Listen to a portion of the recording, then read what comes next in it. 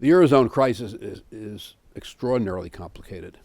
And I think it's now reached a point of serious consequence in terms of where matters go next. Number one, the leaders have been behind the curve, at least in my judgment, from the very beginning. Number two, the issues in Greece are having increasing contagion effect in Spain and even to some extent in Italy. Number three, the Eurozone is experiencing three crises at the same time, a fiscal crisis, a banking crisis, and a growth crisis.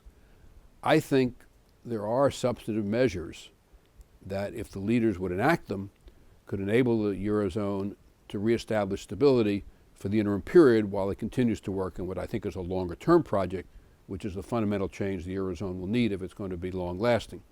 The problem is that while substantively, at least in my judgment, these issues could be addressed effectively, the politics are extremely difficult. And at least thus far, the political leaders have, as I said a moment ago, been behind the curve from the very beginning, and in my judgment at least, continue to be unable to find the path they need to find to adopt the kinds of substantive solutions that would give them interim stability. Finally, you've got the question of the European Central Bank, and the European Central Bank's liquidity obviously has enabled the Eurozone to bridge through this to some extent, and not to some extent, to a fair extent, a very difficult period.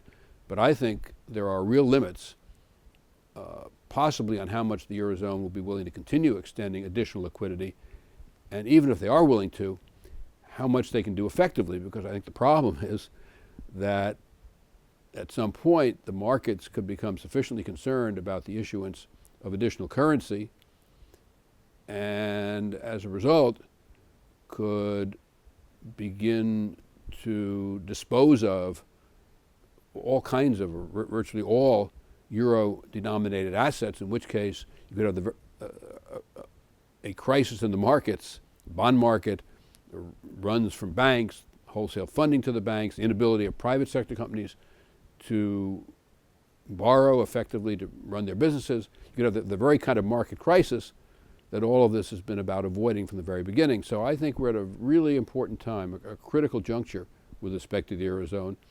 And what is going to happen is going to depend entirely on what the political leaders do, because I think the ECB, although it can buy some time, is not an answer. And finally, if the Eurozone continues to unravel, not only will that have very serious consequences for the Eurozone, but I believe it will have serious and maybe even severe consequences for the entire global economy, including the United States.